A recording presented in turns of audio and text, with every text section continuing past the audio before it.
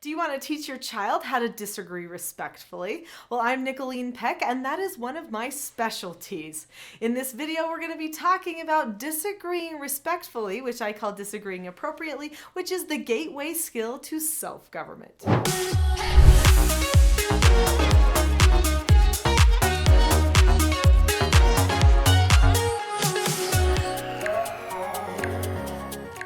So what is self-government? Self-government is being able to determine the cause and effect of any given situation and possessing a knowledge of your own behaviors so that you can control them.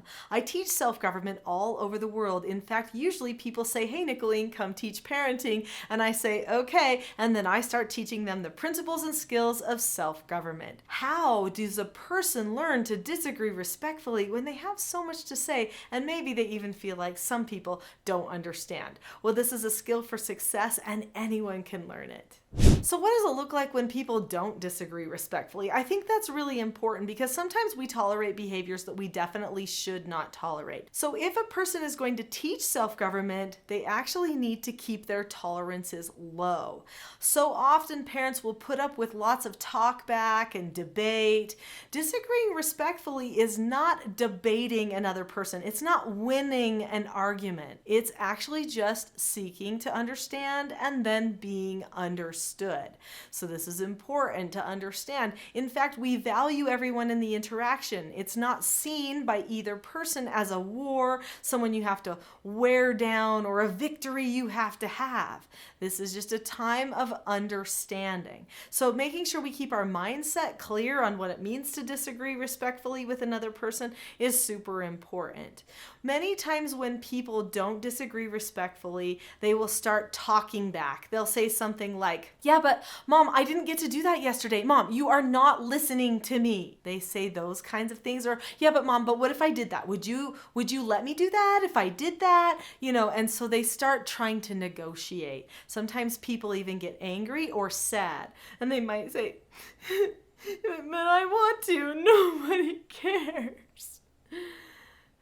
That is not effective for most people who know how to communicate calmly, but there are some people who give in to that. And so then the child thinks that that's a really great way to disagree. So make sure you don't tolerate any of those types of behaviors. This means that you have to teach your children what good communication looks like in the first place.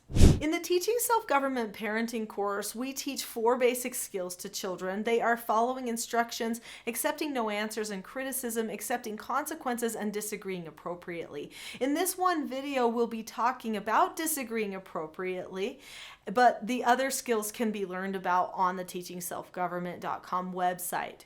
So this skill of disagreeing appropriately actually starts with 2 steps that are in common with all of the 3 other skills.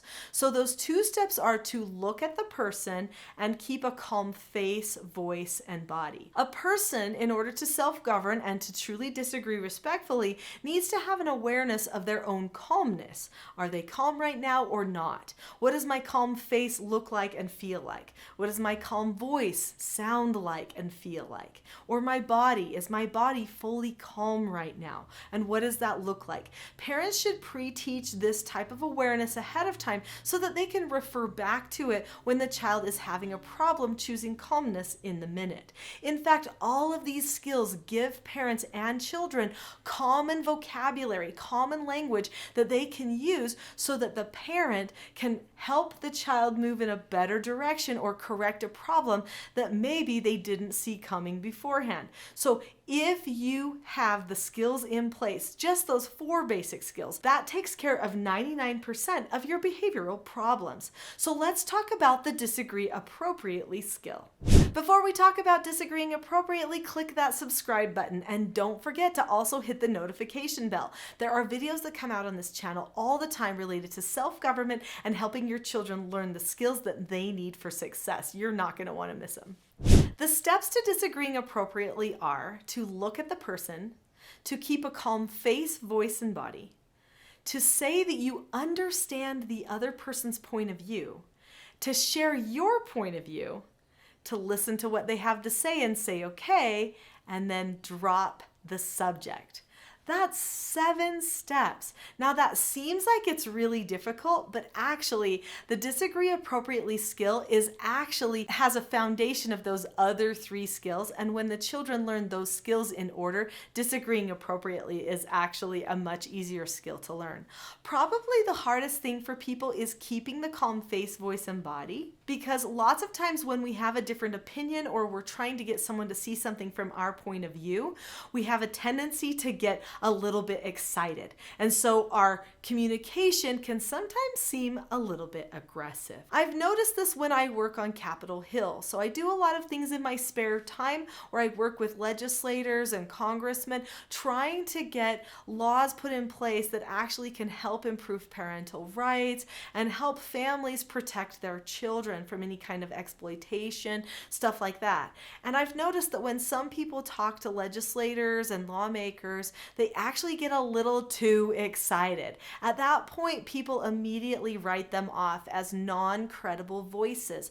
Well, we all do that naturally to each other. So if our child starts to nag at us or get emotional and try to wear us down, we immediately go to power struggle because we feel like that's a non-credible voice. And so we stop understanding them. The whole point of disagreeing appropriately with someone is to be understood. So they have to master that calmness of communication so that they can come across in a way that feels open to other people so that people will really take the time to listen. The disagree appropriately skill is not to be used just with parents, but it can also be used with teachers, neighbors, grandparents, siblings, friends, anyone. Disagreeing appropriately is a life skill. It's a skill that all emotionally and socially mature people know how to use. I know some of you are probably thinking that you know an adult that's not very emotionally mature and doesn't know how to disagree appropriately. And it's true. There are many adults out there that have not fully matured or have never been taught the skills that they need for success. Some of the magic of disagreeing appropriately is that it disengages the emotional part of the brain and engages the prefrontal cortex, the logical part of the brain, so that a person can think clearly. This is huge. The way that it does that is by number 1, having the steps that they have to follow through, but number 2, saying, wait, I need to seek to understand first, then to be understood. So maybe I have a feeling or a concern that I need to express. I've got to go to my prefrontal cortex to see where they're coming from first. Then I can share where I'm coming from. So seek to understand, then to be understood is this big moment where the brain actually shifts. This is huge. That's why I call this the gateway skill to self-government. The person actually gets to feel themselves go to another part of the brain, and then they usually stay there when they are explaining their point of view too, especially if they know they need to keep a calm face, voice, and body. So then they listen to what the other person has to say. So maybe the parent is saying, no, even though I listened to you, you can't go to the party, or whatever it is. Then the child needs to honor that parental authority, say okay, and drop the subject.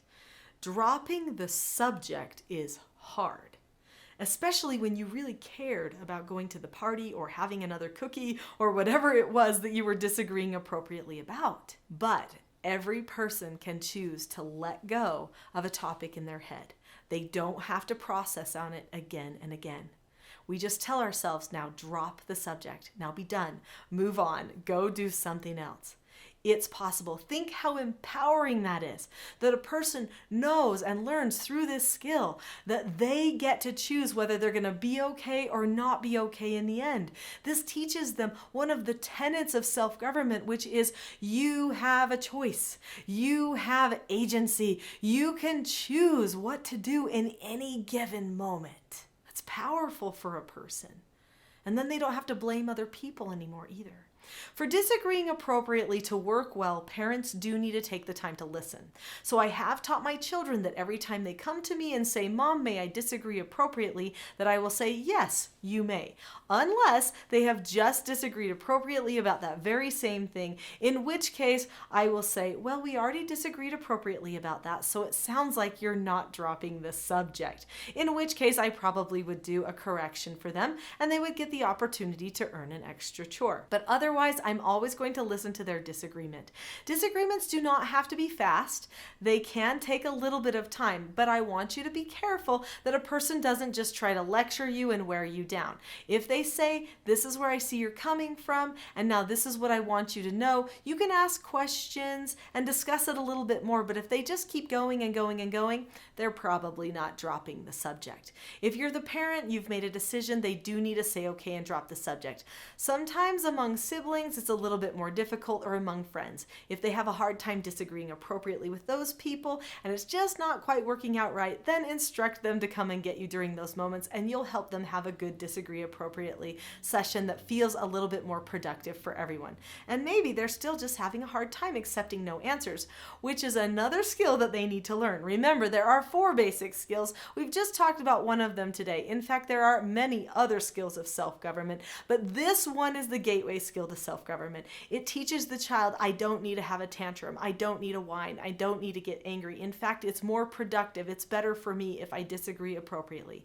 I might get my way. In fact, if you can give them their way a lot of the time when they disagree appropriately, especially at first when you're teaching them the skill, then they will use that skill a lot more, and they will choose not to go further back in the brain and have some of those emotionally manipulative behaviors that they've been using in the past. So disagreeing appropriately, or disagreeing respectfully, as some people call it, is actually a power skill, a skill that helps a person mature, that helps a person learn how to get their brain in the right place so that they can really solve their problems. If you have liked this video, I'm pretty sure you are going to love my Calm Parenting Toolkit. I have a Calm Parenting Toolkit that I am going to give you for free because you watched this video. There is a link below this video. It is the link, I think it's the top link, and it says teachselfgov.com/toolkit. If you click on that link right now, you can have my Calm Parenting Toolkit for free. It will give you 12 lessons that you need in order to learn calmness for yourself and better master yourself, but also to help your children become calm without losing your calmness at the same time. Click on the link now, and I'll see you there.